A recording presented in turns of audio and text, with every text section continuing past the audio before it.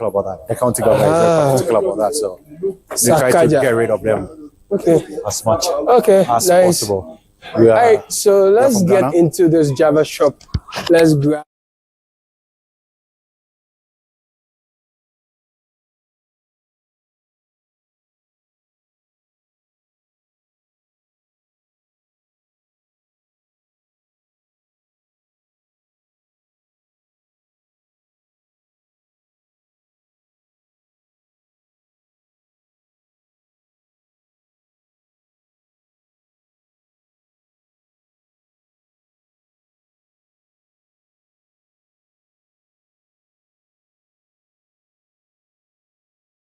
There's mint, there's cinnamon, there's turmeric, and there is mint.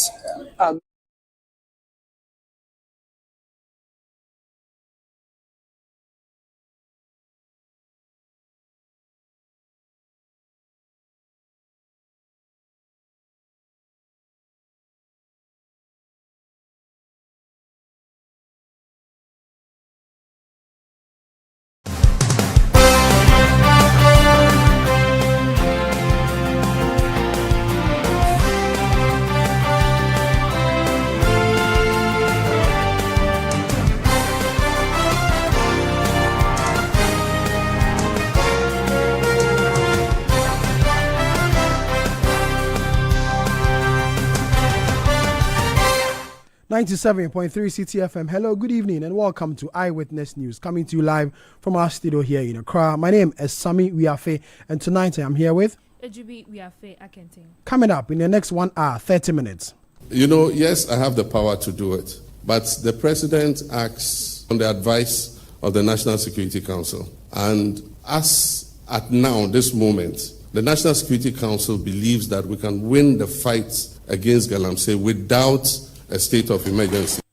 President Mahama to declare state of emergency on Galamsey only if National Security Council advises him to do so. Tonight, we hear details of a meeting with civil society organizations in the country. Also coming up on Eyewitness News, a day after unpaid nurses and midwives protested over non-payment of their 10-month salary arrears, junior doctors across the country also announced plans to withdraw their services on Tuesday, October 7th, over the same issue. And later on Eyewitness News,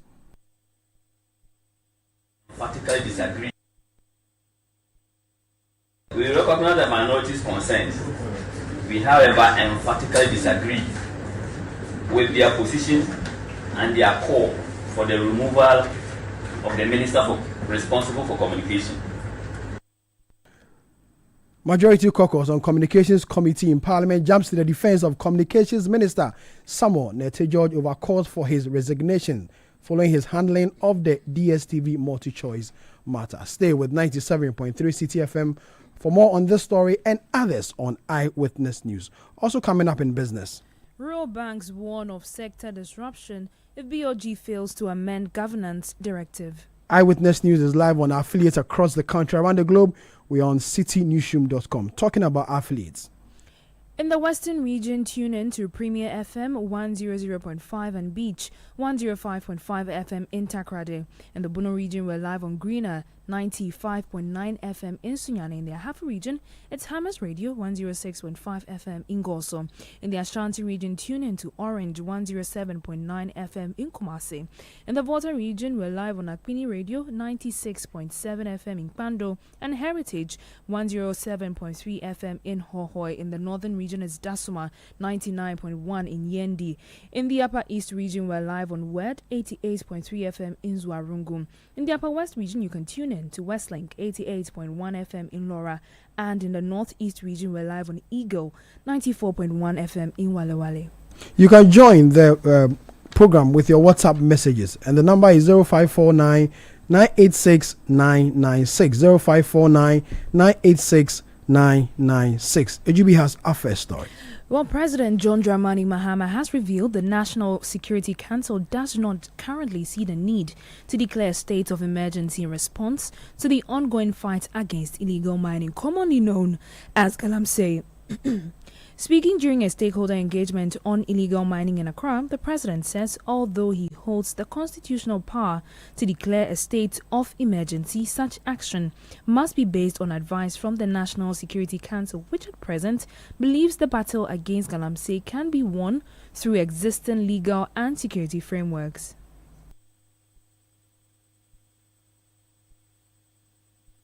And with the elephant in the room, state of emergency. Yes, I have the power to do it. But the president acts on the authority, not only on the authority, on the advice of the National Security Council. And as at now, this moment, the National Security Council believes that we can win the fight against Galamsey without a state of emergency.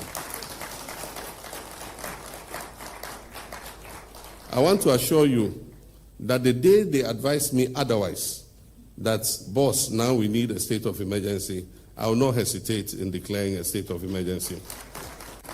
But we do still think that we have the powers to be able to win this fight. And as we deploy more troops and we apply more resources to the fight, I'm sure that gradually we'll begin to see that we're winning the fight. So like I said, this is not going to be a one-stop dialogue. We're going to continue to update you. We need your support. We need your criticism. We need your advocacy. We need your pressure. Continue to put our feet to the fire, because that will encourage us to also continue to work harder.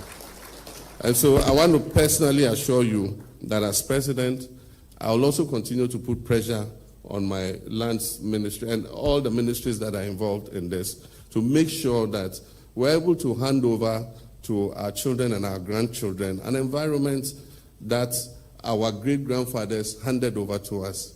They gave us a beautiful country with a lot of forests and trees and beautiful rivers. We should not hand over poisoned rivers and desecrated forests to our children and our grandchildren. And so we will continue to fight. I believe that we'll win the fight against Galamsey. And I want to thank you for the advocacy that you continue to do. We'll hold the next dialogue. NIMOS will go to work and continue. And once we chalk more successes, we'll be able to come and update you that this is what we're doing. We want to do it transparently. We have nothing to hide. I don't gain anything from Galamsey. I am not personally involved in Galamsey, and I have no interest in it continuing. And so you can be sure that we are all on the same side, and we'll continue to do this work. I thank you. You heard President John Dramani Mahama. Meanwhile, Attorney General and Minister of Justice Dr. Dominic Ayine has confirmed that the Ashanti Regional Chairman of the New Patriotic Party, Bernard Entwi-Boesiako, popularly known as Chairman Wontumi, will face prosecution over his alleged involvement in illegal mining activities linked to Akonta mining. According to Dr. Ayine, his office has completed processes to formally charge Chairman Wontumi, Akonta mining, and 5 others following investigations that revealed encroachment on forest reserves without the necessary permits. And I'm happy to announce that in 2002, the police conducted very diligent investigations in respect of Akonta mining. But the docket was hidden until we came to power. In fact, when we came to power and I started the investigation with the the Lands and Natural Resources Minister and the Forestry Commission, we were finding it difficult to get information. Subsequently, the police themselves owned up and presented the docket to my office 2 months ago. So as we speak, the charges against Chairman Wontumi, Akonta mining, and 5 others have been signed as I speak. Currently, we are waiting for him to be read his right to remain silent, etc. Before we've asked that he should be brought from, Kumasi. His lawyers asked that he should be brought on Tuesday, but I'm insisting that he should be here on Monday. If he doesn't come on Monday, I'm going to order for his arrest so that he'll be brought to Accra. His rights will be read to him, and then we can start the prosecution. We have also put in place certain measures to ensure that the prosecution goes faster than normal. We have approached the Chief Justice, who has agreed to assign specialized courts for the prosecution of illegal mining cases. And I have laid before Cabinet on Tuesday. Cabinet will meet and approve the Public Tribunals Bill, which will go to Parliament on a certificate of agency. And if by December the tribunals are in place, most of the circuit tribunals will be given exclusive jurisdiction to deal with mining cases. And we will appoint the chairman and panel members of the tribunals, give them timelines beyond which they should not carry a case. So, for instance, we will insist that every mining case should end within 6 months. If there are reasons for you to appeal, that is fine. But the tribunal must deliver its verdict within 6 months.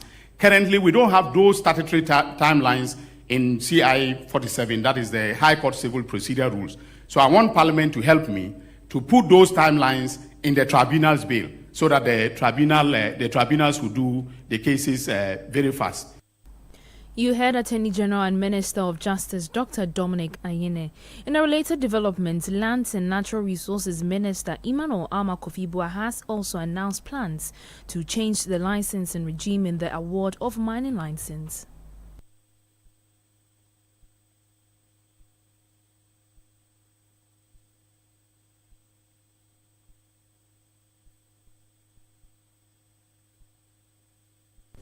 It is very clear that we need to also review and amend the main Mining Act, Act 703. A lot of provisions there must be tweaked and strengthened. Why is it that those in Accra can just decide, because you are my friend, just get a license? You don't even know Elembele. You can just walk in there, wave your license at the chiefs and the local people and tell them that I am coming to take the gold underground, your cocoa, and you have no power. This review includes reforming it and empowering our chiefs and communities in the district areas where the gold is. We are going to form district mining committees to make sure that the recommendation for licenses will first and foremost come from the district, the owners of the resource. We are also going to create avenues for not only medium scale, but small scale, but medium scale. What has happened? Small scale mining is 25 acres. So I go through all this hustle and I get 25 acres.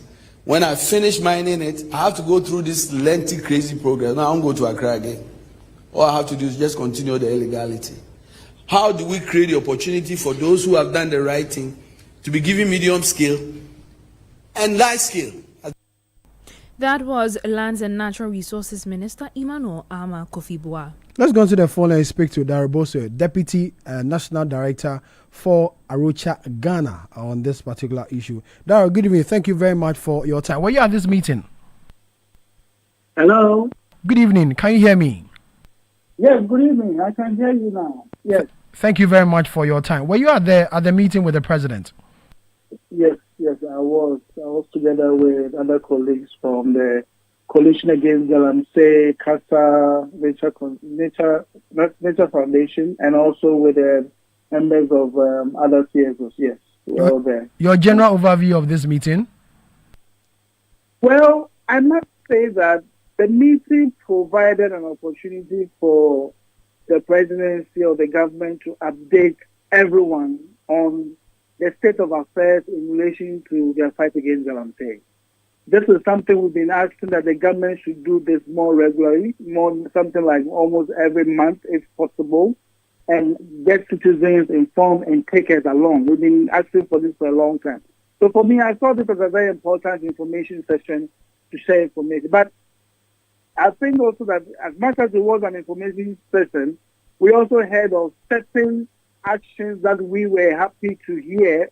But in general, I mean, when I say certain actions we were happy to hear, we talked about the government talked about actions to amend or review Act 703 and completely exclude forest reserves from mining activities.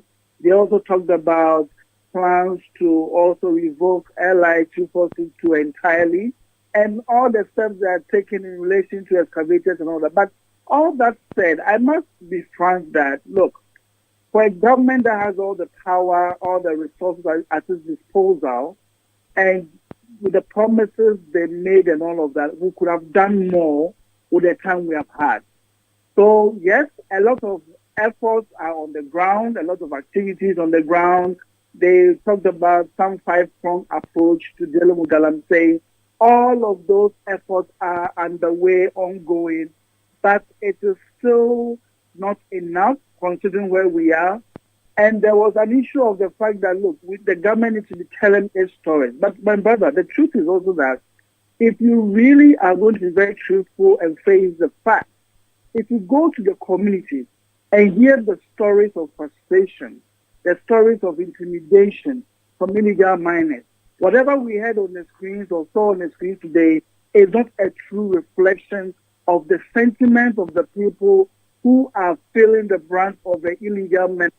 The water pollution in community, the shutdown of water treatment facilities and all of that is not representative of what we heard today.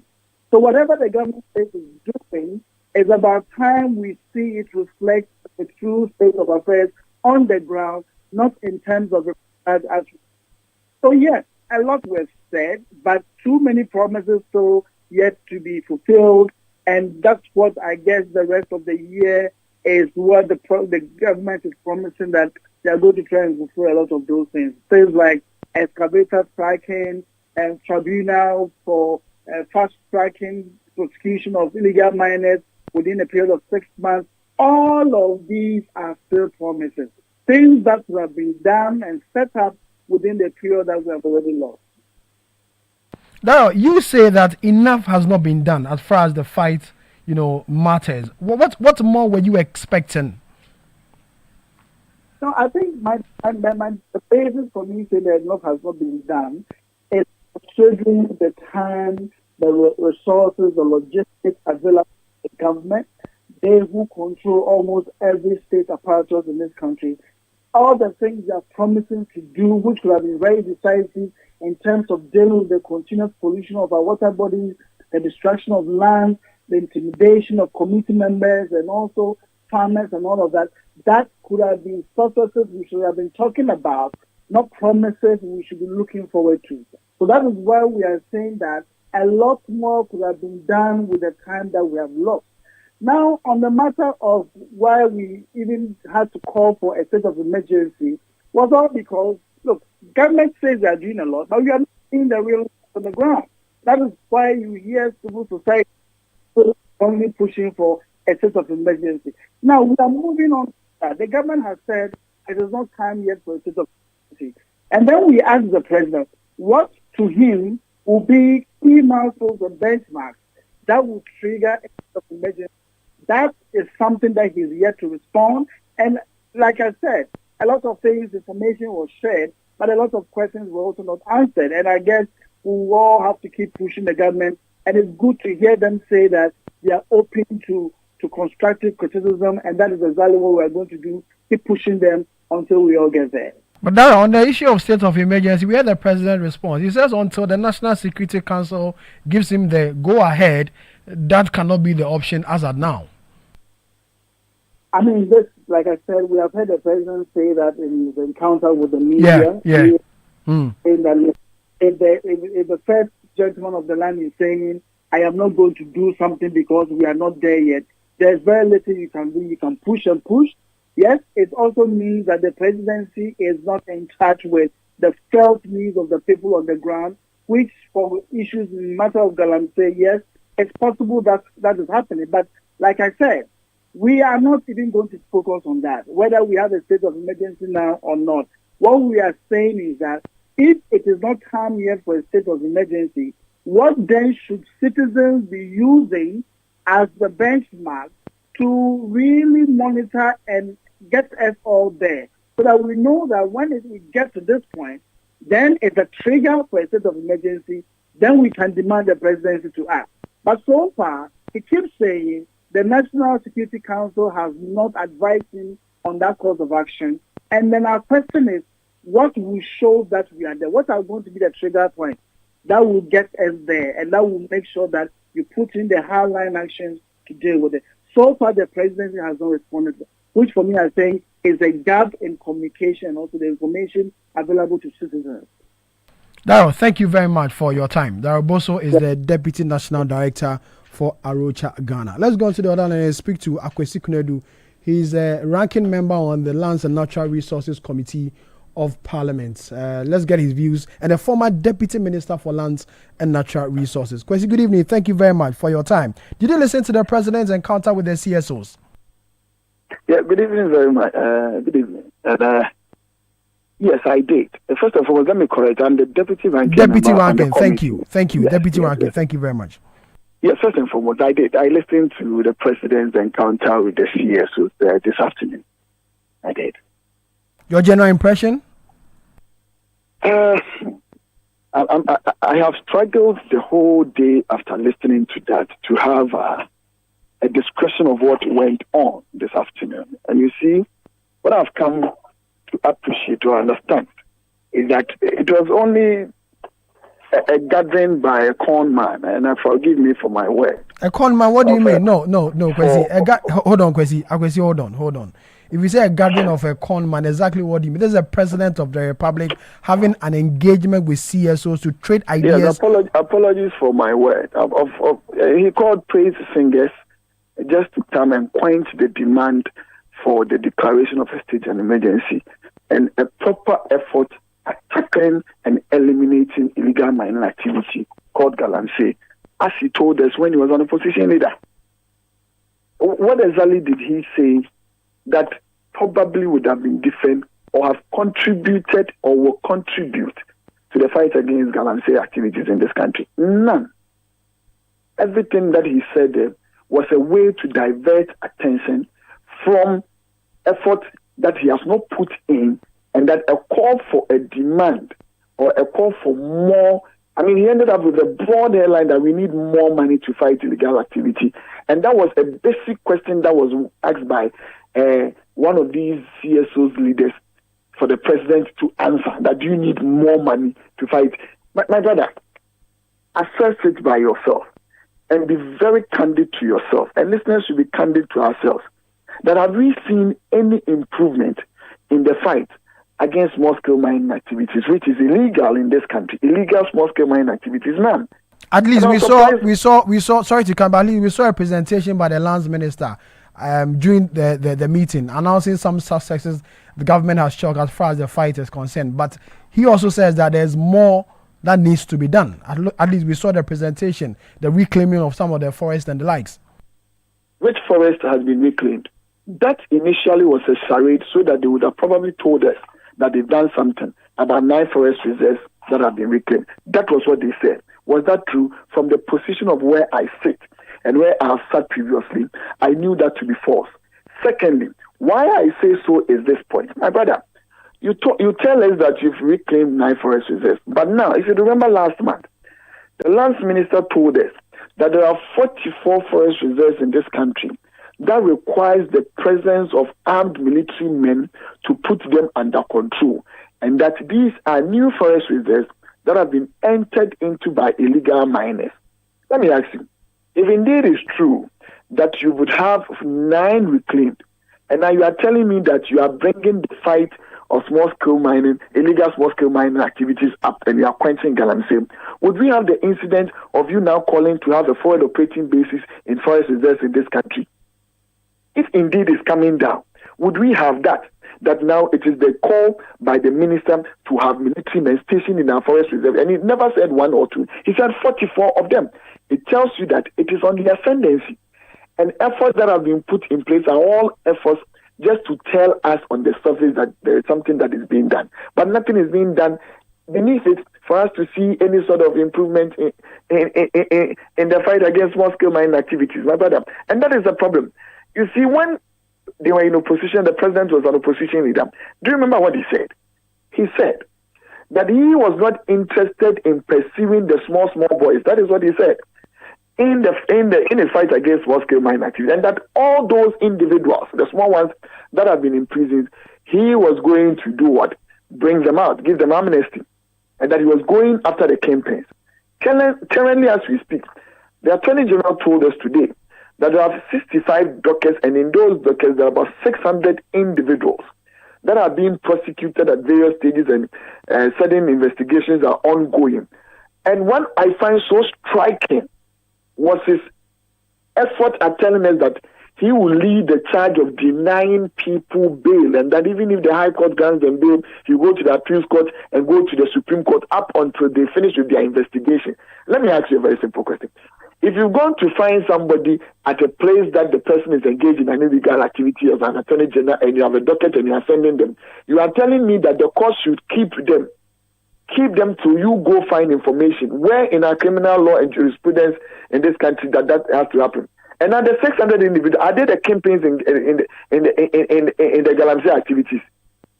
What they told us in opposition, are they the campaigns in the Galamsey activities? So even if they are not the campaigns and they are engaged in Galamsey, we shouldn't arrest them? I don't have a problem with that. That is why in our administration there were individuals at various stages of the activities that were being prosecuted, but we are maligned for it. The journalists and some media houses were backing the president when he said he was going to bring them out. None. I never heard anybody condemning him for that, because you see, even if the small ones are not prosecuted, it gives an effort to the campaigns to find more people to do that. But now he is telling us that he is prosecuting 600 individuals. Where are the campaigns? That is the exact word I'm saying. I am not condemning the prosecution of any individual engaged in any activities, not at all. But I'm asking that where are the campaigns? You see, they blew, they just took a wool over our eyes when they said that they've taken two politically exposed persons, the person of the organizer and their third vice chairman, that is Yamin and Abanga Chiyoko. You see, first and foremost, why do you even take them to Ukraine? You have the Criminal Investigations Department of the Ghana Police Service, first and foremost. That is it. And today, did you hear the response that the Attorney General gave? That when they had sent the documents and the evidence of what they had to Yoko, for Yoko to investigate, there were other petitions that were brought. And those other petitions have muddied the investigations that Yoko is doing and therefore has delayed. What do you mean by have muddied? It was only to say something to the Ghanaian population. You see, we are even prosecuting our own.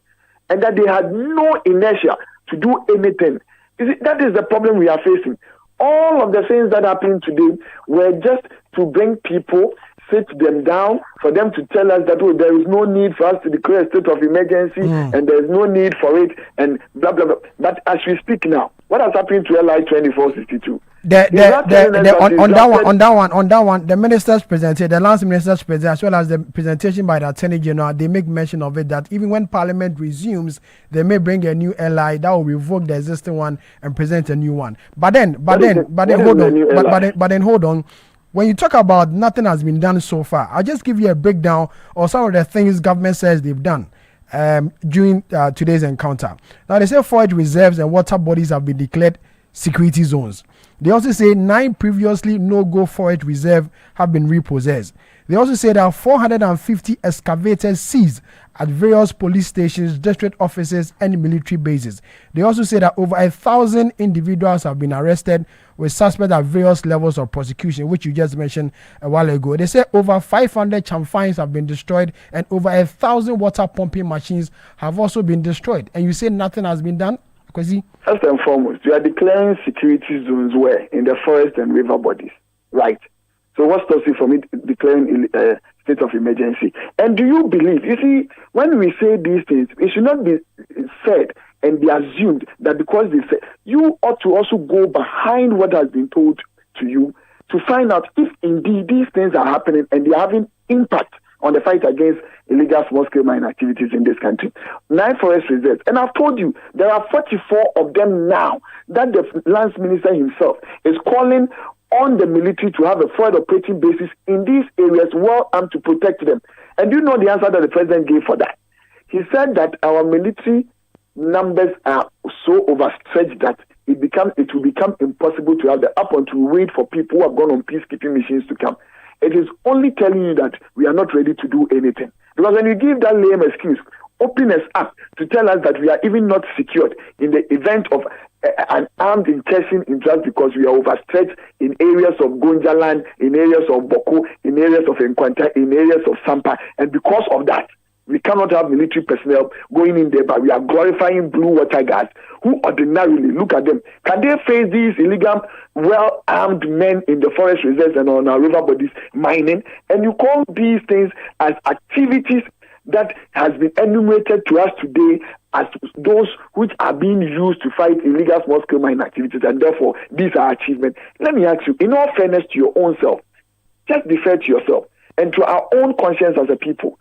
Do you see any improvement apart from the rhetoric that is being told to us in the fight against small-scale mining, and an improvement in our water bodies and an improvement in our forest reserves? Just let us be candid to ourselves. We live under a threat that is an existential threat now.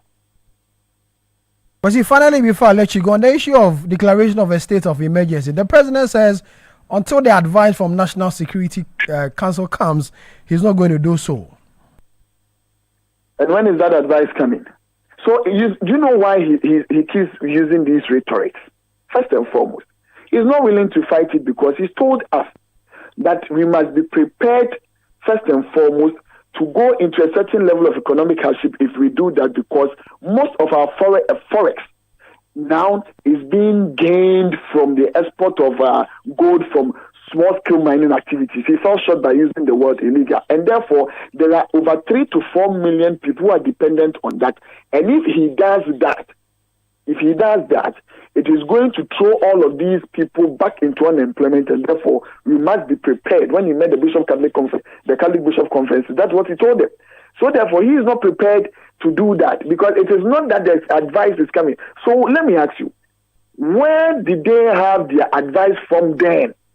When there was that clarion call that almost all of us, including yourself, media houses and journalists, were pounding on the previous administration to declare a state of emergency then. At that time, even if indeed it was 9 forest reserves that were under siege, which was not true then, now we have 44 forest reserves under siege.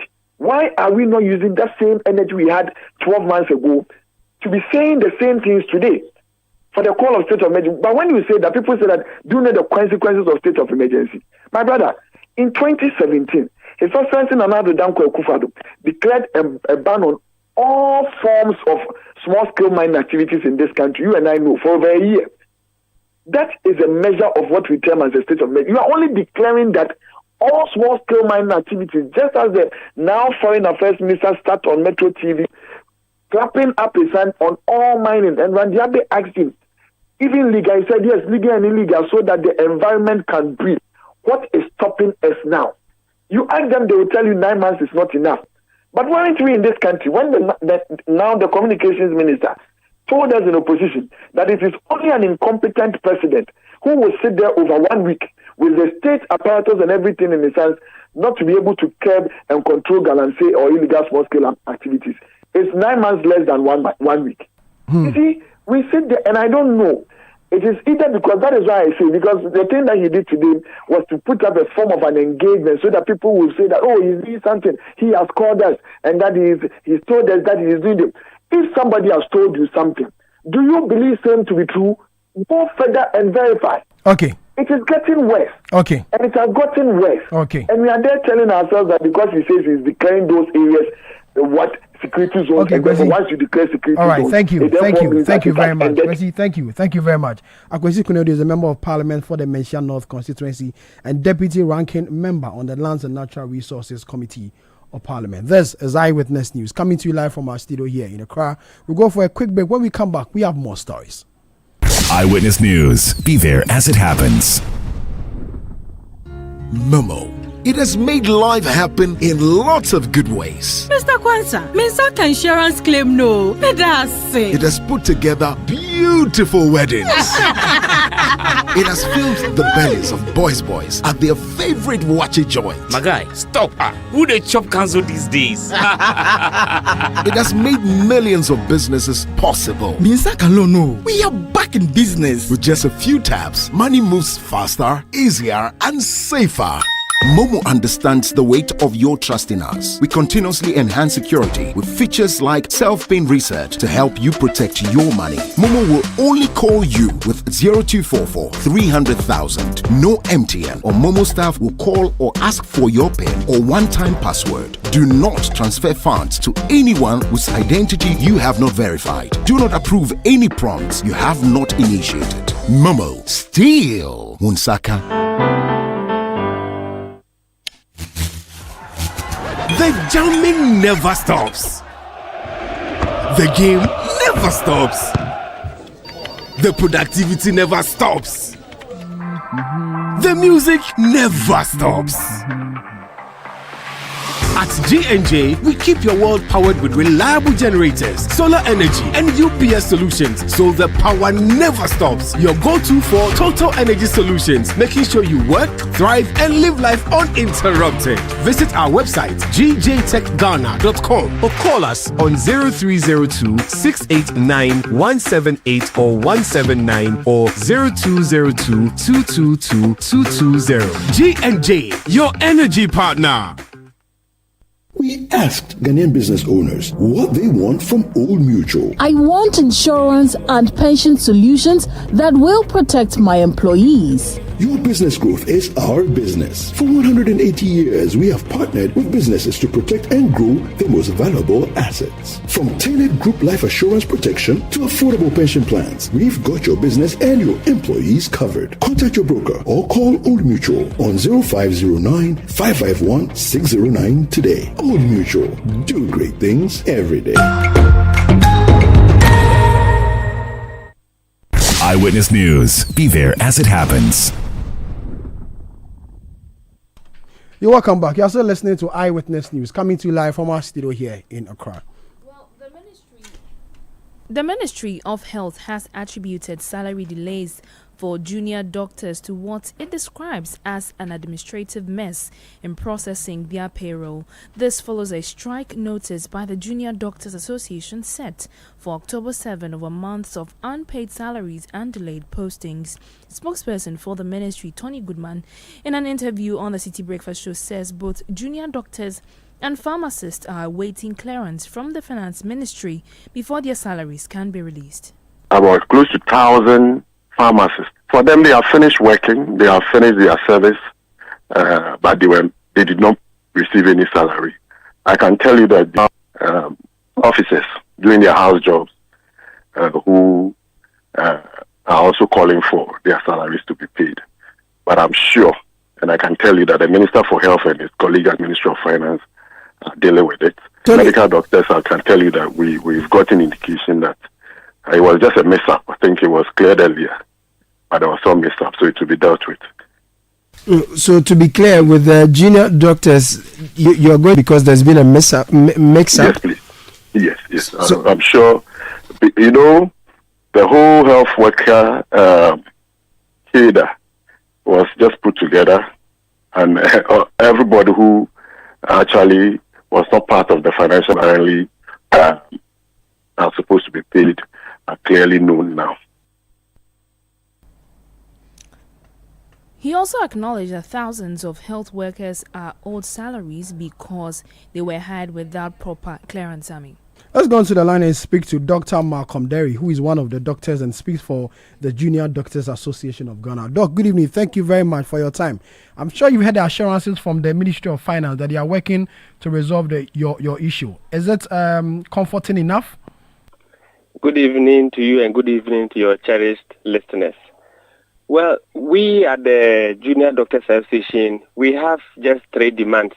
We have laid our demands, and we expect our demands are met as soon as possible so that we forestall this impending health crisis. What do we demand? We demand that the doctors who have been working, our colleagues who have been working for 10 to 14 months and have not been paid their salaries, should be paid their salaries. Those whose names have been removed from the payroll should immediately have their names restored and their arrears paid to them. And we have some of our colleagues who are still yet to be employed. To be employed, they are over 800. These are simple demands. So these are the demands you are in for. Then if this is not done, then it means on the 7th, you are calling the strike. Yes. I think we're very, very clear in our press release. Have you had any engagement with the ministry aside this particular statement issued by the Ministry of Health? There have been some discussions. Tell us more about this discussion. So there have been some discussions, but there's been nothing conclusive. So as it stands now, the roadmap is as it is. Okay, educate us a bit. When we say junior doctors, exactly what do you do? Junior doctors comprise a large or a huge number of doctors in this country. If you look at the health system we are running, junior doctors are medical doctors who are below the level of principal medical officers as per the health sector hierarchy. And so junior doctors play a critical role in the delivery of health services in Ghana. If you go to any health facility in Ghana, your first point of call will be someone who is within the rank of junior doctor, from house officer to senior house officer to medical officer to senior medical officer. These are all members of the Junior Doctors Association. We play a critical role in healthcare delivery, including seeing the patients initially, making diagnosis, starting management, of course, in consultation with our seniors. So are you the doctors in the various consulting rooms when people go to the hospitals? We are doctors not only in consulting rooms, we are doctors in the wards, we are doctors at the emergency, we are doctors at the specialist clinic, we are doctors at the theater. So on the some of us also have administrative roles we are playing in various hospitals across the districts and the length and breadth of this country. So on the 7th, when or if you withdraw your services, what's going to happen in the various public hospitals?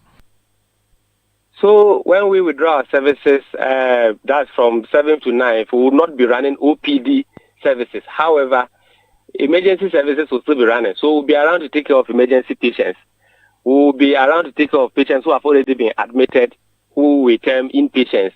And then by Friday 10th, we will stop attending to emergency services and then take care of those who have already been admitted. And once they are successfully managed, we take it from there.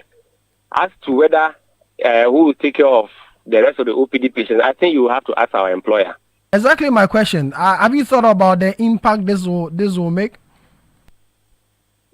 You see, anytime there is this issue, we doctors love our patients. We love the job we do, and it is our hope that we continuously work. We are provided with the resources for us to work to improve healthcare delivery in the country. But here's the situation: we've been working for 10 to 14 months. We have been working all this time, and we are currently having so much financial hardship. We are demoralized. We are suffering from mental strain, and we think that this is professional injustice from the employer to us. You say 14 months? 10 to 14 months. How are you surviving? Look, we are surviving by the benevolence of our family and friends and by the grace of God. That's how we've been surviving all this while. It's not been easy with us. I see. Thank you. Thank you very much for your time, Doc. Thank you. Dr. Malcolm Derry, who is one of the spokespersons for the Junior Doctors Association of Ghana, they've given indication that on Tuesday, the 7th of October 2025, they withdraw their services from public hospitals across the country. This is Eyewitness News coming to you live from our studio here in Accra. Ejubi has some more stories. To some other stories, the majority in Parliament is pushing back against calls from the minority for the dismissal of Communications Minister Sam George. At a press conference yesterday, the minority demanded the minister's resignation or dismissal, citing what they describe as a poor handling of the DSTV pricing saga. But in response, a member of the Information and Communications Committee, Suleimana Adama, urged the public to disregard the calls, highlighting the Communications Minister's leadership over the past 8 months in the office. The minority's concerns, we however emphatically disagree with their position and their call for the removal of the minister responsible for communication. This is premised on the fact that the goal of protecting Ghanaian consumers must always be the driving force behind parliamentary activities. In their statement, Honorable Oreku sought to create the impression that there are serious irregularities with the arrangement the minister reached with multi-choice. The majority wishes to place on record that these assertions are wholly unfounded and do not reflect the facts on the ground. There is nothing irregular about the minister's engagement with multi-choice, and there is absolutely no justification for the call on the minister to resign. The minister has acted within his mandate and continues to provide the needed leadership to stabilize and guide the sector. That was a member of the Information and Communications Committee and MP for Ting, Suleiman Adama. Let's go on to the phone and speak to the chairman of the committee, Bandane Abednego, who is the chairman of the Communications and Information Committee of Parliament. Chairman, good evening. Thank you very much for your time. Good evening, and thank you for having me. And good evening to your listeners. You've jumped to the defense of the Communications Minister after the accusation from the minority members in Parliament over the handling of the DSTV issue. For them, the way and manner the minister has handled the issue, he's not fit to be in office as a minister. Why do you think otherwise? I am the chairman of the Information and Communications Committee of Parliament. I indicated to your network the last time I appeared on your network that I know that the issue of DSTV will eventually come to the committee. And I even left you a proverb and said that one of Alhaji AGA Husseini's proverbs, that when there is a diarrhea roaming around in the house, it is looking for the landlord, eventually. So I knew that eventually the DSTV matter would come to the committee. And therefore, I didn't want to make any comment on it as the chairman of the committee. I still stand by it. I will not make any comment until I meet with DSTV and all the industry players that are connected to this matter, resolve the matter before I can speak to the media. So I still want to stand on that position, that I have no comment to make on this occasion. I believe one of our colleagues addressed the media today, and I think that he will be the appropriate person to respond to your queries on this matter. But as of now, I would be unable to talk about it once I will be meeting with players of the industry on this matter.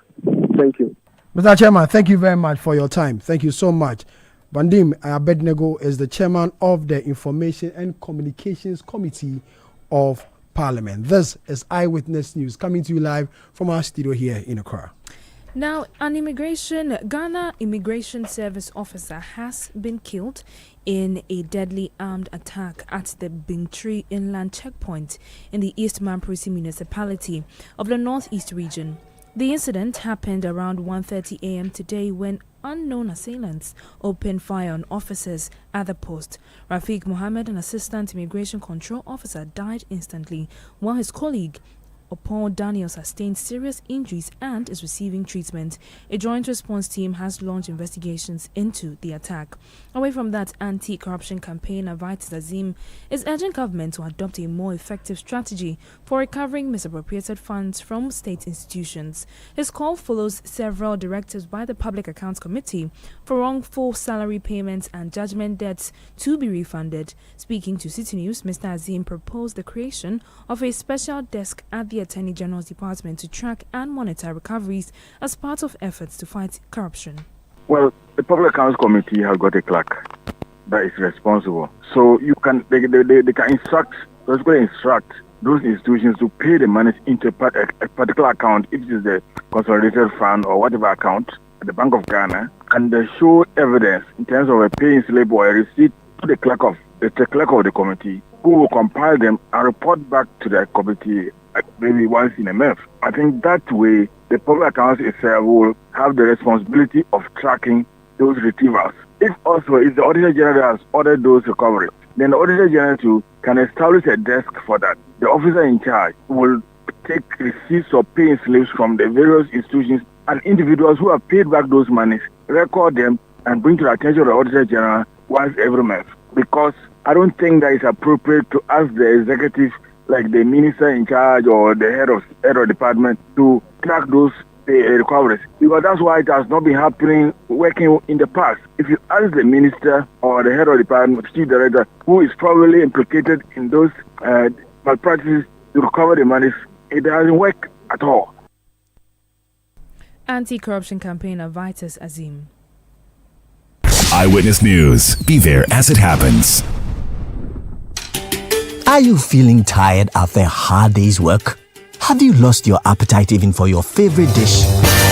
Viral Blood Tonic is a nutritionally balanced, pleasant-tasting tonic fortified with iron and vitamins to boost your appetite and energy levels for high performance. Viral Blood Tonic, easy to take and good for the family. Viral from Danex Iting Starwin PLC. If symptoms persist after 48 hours, consult a physician. This advert is FDA approved. Are you ready to unlock the next big thing? It's a universe of endless possibilities. Get ready to be part of this universe. Luck is everywhere for everyone, yeah. The winning season is back, but this time I am collecting the wins like Jollof at a wedding. The luckiest season 3 is here. Your chance to flip your luck or maybe your bank account too. 2 easy ways to join. Dial *712#. Hit 1 to buy for you or 2 to gift a friend. Feeling lucky? Pick 1 for a random number or hit 2 to choose your own. Pay with mobile money. Done. You're in. Or go to theluckiestafrica.com, click community tickets, choose your number or let the system do so for you. You can buy a ticket for your boo or your favorite barber. Pay with Momo or card if you're abroad. 1 ticket could turn your 1 Ghana Cedi into 500 times more. And the whole community could win 10 times over. Dial *712# or log on. Let's get lucky together because luck is everywhere. Play responsibly, not for persons under 18 years. This promotion is regulated by the NLA on the Caritas platform. Eyewitness News. Be there as it happens. Get the details. Every significant financial transaction, every market movement, and all the policies that affect your business. Citi Business News. Be informed.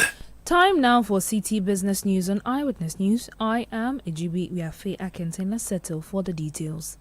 Chief Executive Officers of the 148 rural and community banks across Ghana are threatening legal action against the Bank of Ghana if it fails to amend its 2021 Corporate Governance Directive, which limits the tenure of RCB CEOs. They argue the directive violates Article 107B of the 1992 Constitution and could destabilize the rural banking sector. Speaking at the 24th Annual CEOs Conference of RCBs in Takoradi, President of the CEOs Group Alhaji Hayatuddin Awudu Ibrahim warned that unless paragraph 78 of the directive is revised, almost all experienced CEOs will be forced to exit within 6 months. The directive seeks to or introduce a new arrangement when it comes to the appointment of CEOs. It introduces a 4-year term of with a maximum of 3 terms for CEOs, giving us a maximum of 12 years that one can do on his job as CEO.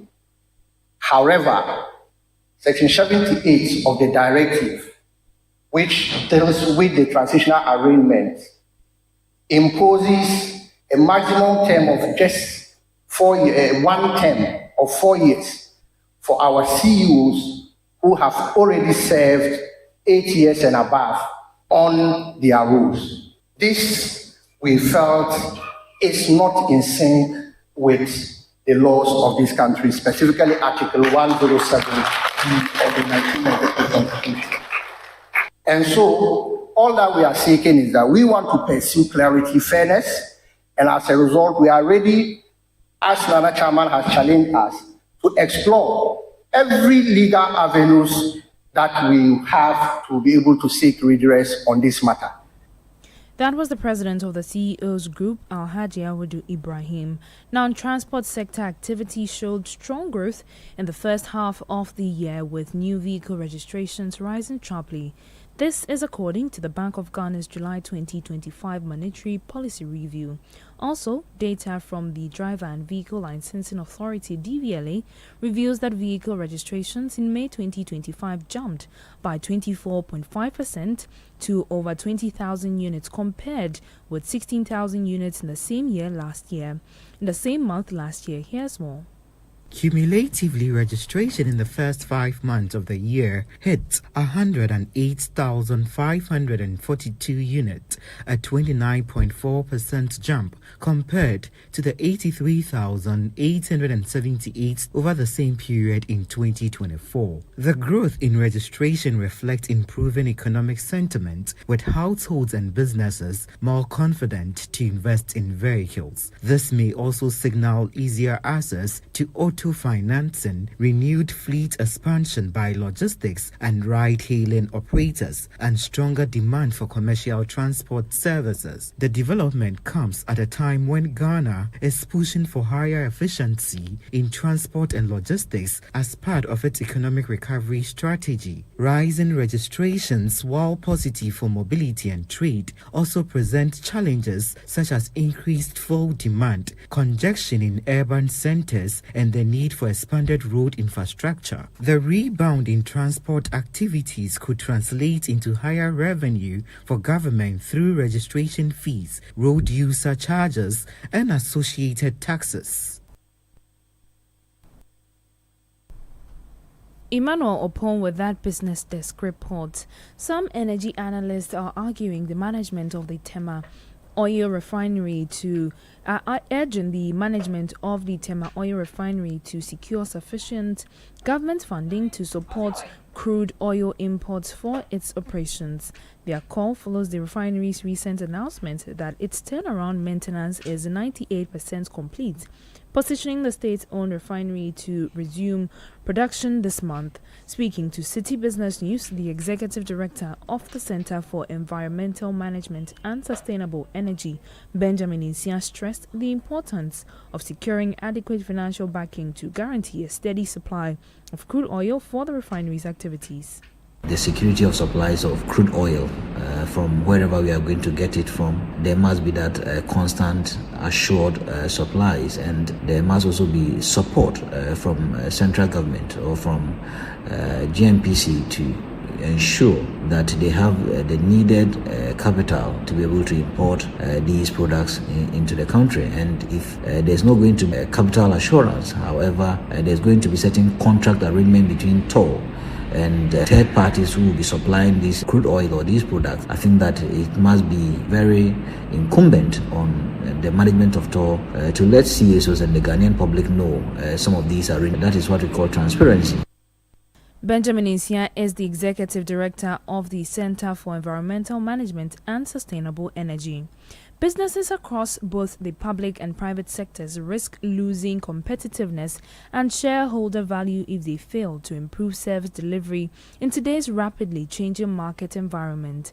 According to Dr. Edu Anane Entry, board chairman of the Securities and Exchange Commission SEC, managing risk and creating value have become even more critical in the face of fast-paced digital transformation. Speaking at a stakeholder symposium organized by the Office of the Registrar of Companies, Dr. Edu Anane Entry stressed the need for businesses to adopt innovative practices and strengthen governance to stay resilient. In the face of serious local and global competition today, the Ghanaian business community must create superior value to thrive.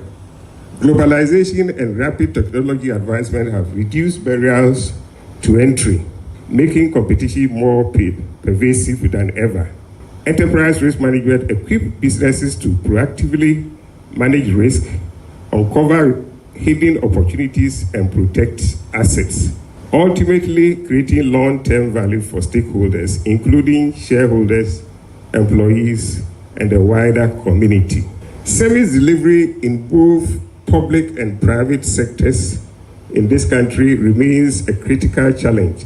Poor service delivery undermines business sustainability and competitive advantage. Enterprise risk management can improve service delivery by enhancing strategic decision-making, operational efficiency, and regulatory compliance through a holistic approach to risk identification, assessment, and mitigation within a broader governance, risk, and compliance framework. That was the board chairman of the Securities and Exchange Commission, Dr. Edu Anane Entry.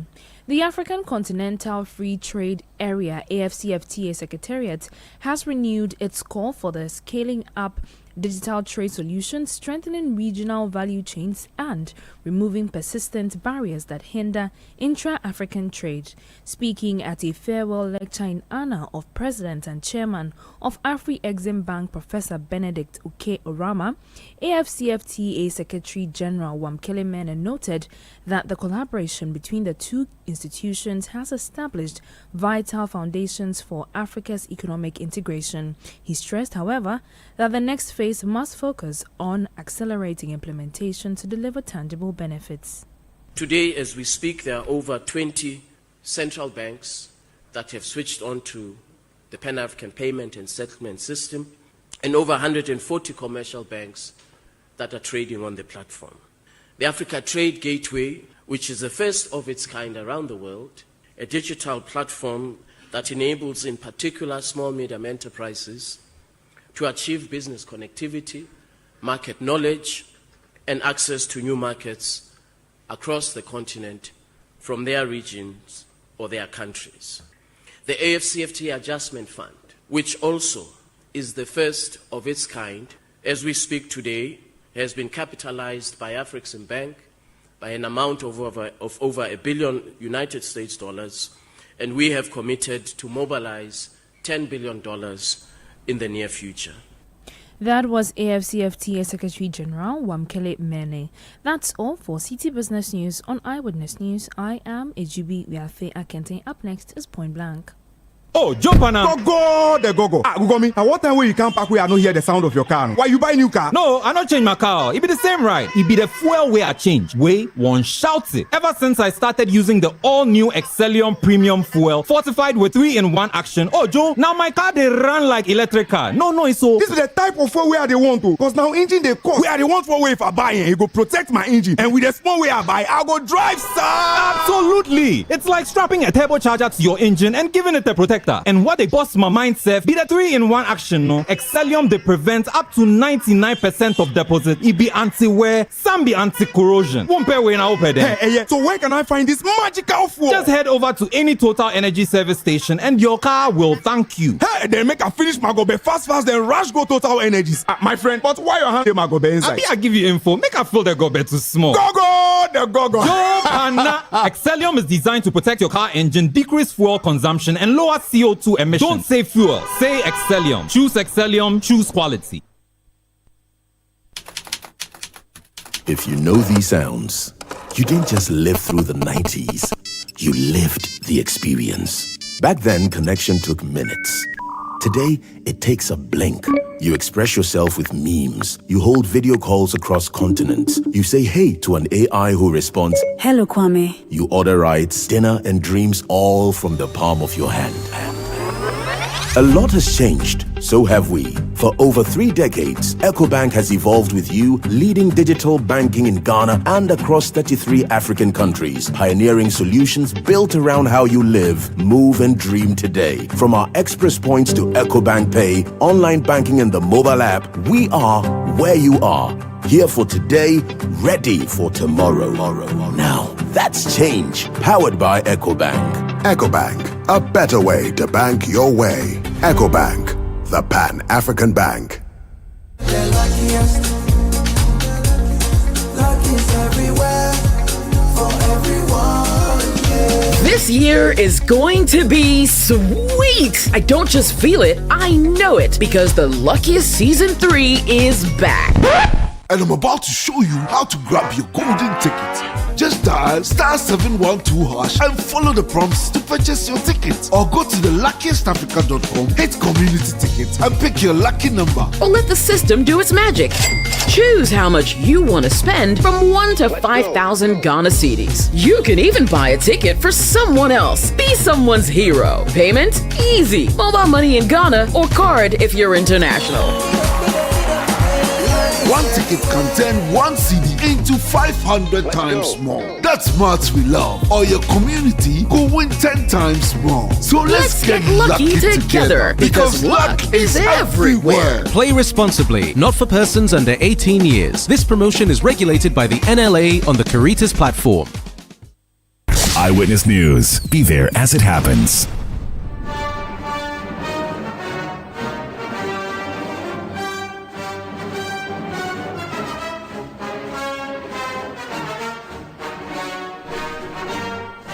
Welcome back. You're still listening to Eyewitness News, coming to you live from our studio here in Accra. And this is Point Blank. Remember, Point Blank is brought to you by Valex Lease Equip Limited. Valex Lease, affordable document management solutions. And my guest tonight is Isaac Yabua Manyako. He's the Member of Parliament for the Fia constituency in the Western region. He's a member of the Energy Committee. Remember, the Energy Committee in Parliament has been embarking on a nationwide tour, touring some installations under the Ministry of Energy. They've been to the ECG, Gridco, as well as NEDCO, and they've toured the length and breadth of the country. We'll have a conversation on what really transpired, the observations, and how they feel that they can help deal with issues happening within the energy sector. Isaac, welcome. Good evening. Good evening. How did your tour go? Very eye-opening for us as committee members of the Energy Committee. Committees of Parliament have oversight responsibilities over the ministry as well as agencies under the ministry. And the Committee on Energy, led by its able chairman, Honorable Emmanuel Kwesi-Bejira, with the ranking led by the MP for Akroso, Honorable Abuaje, took the decision that instead of the committee staying in Accra and waiting for the agencies and the ministry to come to Parliament when they need Parliament to either pass a bill or to approve their budget, the committee would rather go to the agencies, interact with them, have a first-hand understanding and information as to how they are doing, their challenges, their concerns. And so this particular visit, which took the committee to ECG, Gridco, VRE, BUI, amongst others, gave the committee members an understanding of their operations, the challenges that they face. And for the first time, you have members of Parliament sitting freely with agencies, having lunch with them, and breaking bread with them, having side areas conversations. So they feel very relaxed to share all their concerns. And I tell you, if not for this particular visit, I wouldn't have known that the consequences of the Galamsey menace is dire on all of us as a country, and if we are not very careful, our entire energy sector is also going to collapse. Tell me more. What do you mean by that? Yeah, so for example, when we visited Gridco, and Gridco were sharing with us, they are in charge of the transmission of power. Yeah. And so they have to lay cables and transmit all the way to the places. So where their lines are across the western corridor, according to them, the activities of Galamsey has gotten so close to where they mount their poles and they mount their equipment that in a very short time, if we don't take it up as a committee and we don't get government to act, their function of transmitting power from Gridco to the entire length and breadth of this country is under threat under the activities of Galamsey. Wow. So the Galamsey people have eaten on the land that they are reserved for their laying of cables. The equipment that they have planted are all under threat. And then when we went to BUI power plant, the power they generate from the Volta, they also shared with us scaring experiences where Galamsey activities in the river body has also threatened even the quality of water that they are using to power. River that is used in powering Galamsey activities taking place there. Yes, taking place there. They arrested some. They've now brought in the military to try and push them a bit away. And as we speak now, I even asked the question as to the effect of the turbidity on the water, and what are the effects on the energy generation that they're doing. And they're telling us, if we don't get state intervention to drive away the activities of Galamsey, the cost of generating power like we have done to our water. You know, we said there's Ghana Water are complaining, and we looked unconcerned, we were playing with it. Now we all know that Ghana Water cannot treat the water the way we want, and nobody is comfortable now in drinking water. Very soon, the energy sector is also coming under threat under the activities of Galamsey, and that is scary. And at this point, I don't know what as Ghanaians we want to do again. I don't know as Ghanaians, are we sitting down unconcerned for this country to collapse, for this country to break, for Galamsey? And I don't know what is in this whole conversation around Galamsey that we can't act as a people. Today, the president met civil society organizations on how, to deal with issues of Galamsey, and the issue of state of emergency and the rest came up. And the president says, unless there's an advice from National Security Council, he will not be in a position to declare state of emergency. They are doing other things to ensure that we save the environment. I'm very surprised at this call by the president. Of course, the president receives briefing from the security agencies on a daily basis, and you don't need rocket science. You don't need security agencies alone to advise you as to the menace. I and my colleagues on the committee only undertook a 5-day visit, and the visit and the outcome of it is very evident that the Galamsey effect goes way beyond the destruction of our forest. It goes way beyond the destruction of our water. It is actually threatening our electricity.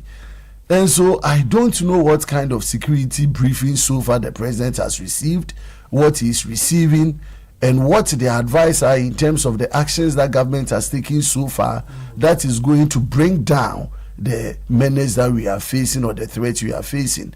I believe by tomorrow the president will say that national security have advised him to embark on or to declare a state of emergency, because we are actually in a state of emergency. You don't need anybody to tell you you're in a state of emergency. Why would all civil society you think across the country, the bishops, the imams, the coalition for Galamsey, look at all the bodies that the president called. They've all called for this state of emergency. You think it's for nothing? Are we saying that everybody sees but very few people don't see? Is it the mathematics in terms of revenue and livelihoods compared to the entire destruction of the country that we can make a decision? I am very, very, very, very worried as of today. And my dear brother, let's end the conversation of politicization. I will never comment on what you did in the past, whether under NDC past government or whether under MPP under Akufo-Addo or what have you. We should end politicization of this conversation. The president is today responsible for this country. We all need to speak to the president and appeal to him that please, despite all the considerations that you have, we need to save this country for tomorrow. And would that help end Galamsey?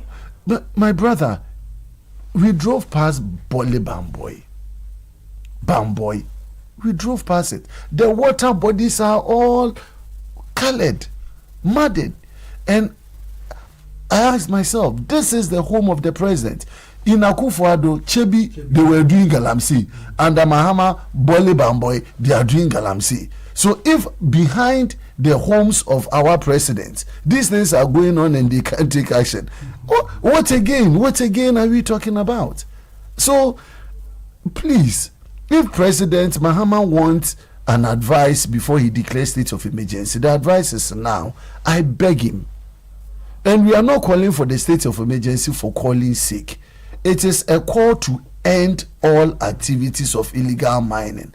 If we can do something about stopping it now and allow conscience to reign, allow deeper thinking and talk through as to how best we can balance the business of mining as against, you could even have given the land to Newmont or Goldfields. If they are destroying our water bodies and our electricity grids and everything, let's end it. The gold will go nowhere.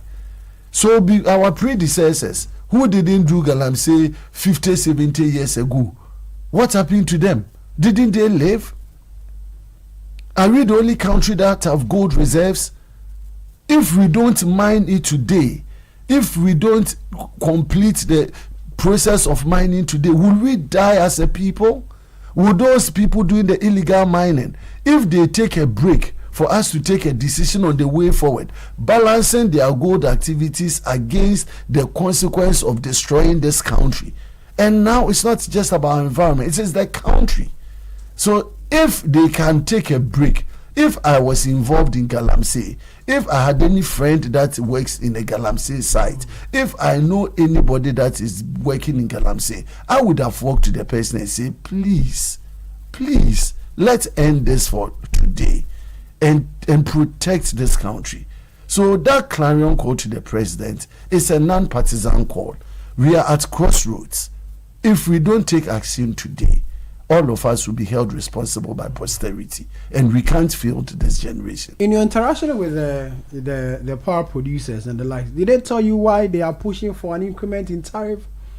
Yes. What justification did they give the committee?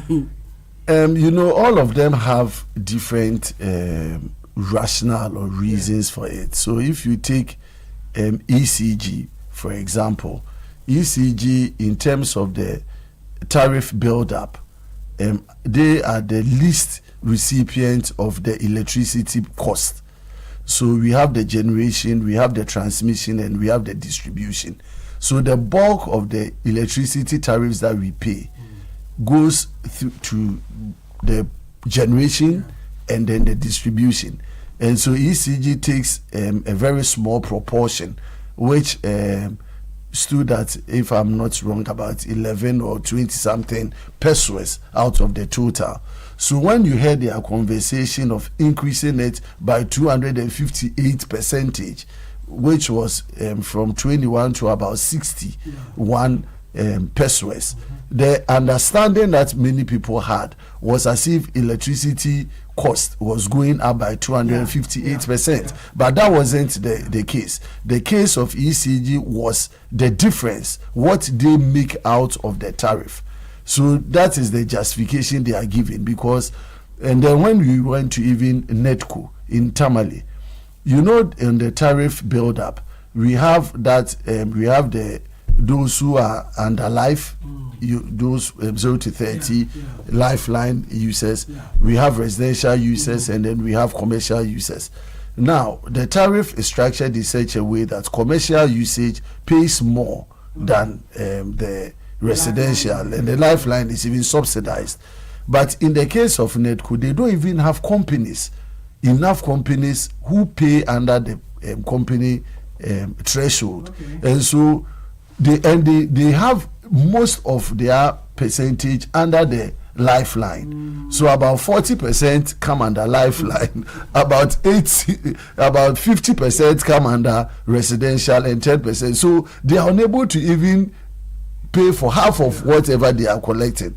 And so it's dire. So they were calling for even a restructuring of the tariff system when it comes to them at the north, so that it can become either a one or a two straight line. So we forget about the commercial to compensate, because unlike in ECG, who have all the companies in the southern part of their jurisdiction, they collect a lot more so they can compensate for the lifeline users. And so it's an interesting conversation. What I saw has to do with the fact that when it comes to the generation and the distribution cost, we should be able to manage currently the tariff structure. But this is the purview of PURC. They will bring it before Parliament, the committee. We've engaged PURC as part of our visit, and so I'm sure the committee with government, amongst others, will take into consideration all of these things. But at the end of it, as members of Parliament, we are very concerned at what is happening in order not to over-increase electricity bill to the detriment of Ghanaians. We talked about their distribution cost, transmission losses, amongst others, and a lot have gone on to reduce it. So, for example, when we went to the Ahomaso plant in Kumasi, where they moved the Mary plant from Takoradi, Abuaze to the place. The purpose and its effect, from what we saw in the briefing we had, was that it has reduced significantly the transmission losses, because now it is a shorter route when they receive power in Kumasi and distribute to Ashanti and the northern parts of the country. And there's been a lot of stability in electricity quality from the Ashanti region up to the north. That's in Tampa, they really complain about unstable power supply there. Exactly, but now you can see significant improvement in it, and all are because of the and one beautiful thing I must say, my brother, the quality of human resource we have in the VRE and the Abuaze is amazing. Wow. The thermal plant that was moved from Kumasi, from Takoradi to Kumasi, it was fully done by them. They moved it, they transported it, and reassembled it with no one coming, no assistance, foreign assistance. And when you go to Bui, the solar energy that they are generating, and all of that are local made. Local people are fully responsible, the engineers, and the quality, the young men, they are not old people, but they've worked there for 15 years, 17 years, and we should celebrate those guys. And when you compare that against the IPPs who take us to ransom, I had always said, coming back to Parliament and the rest, we should really give our support to VRA and the Bui Power Authority and take away these IPPs so that the country can be built on its own. If you give them the needed resources and the rest, they can deliver. They are doing more than Napoleon could ask for. Currently, so much innovation. The solar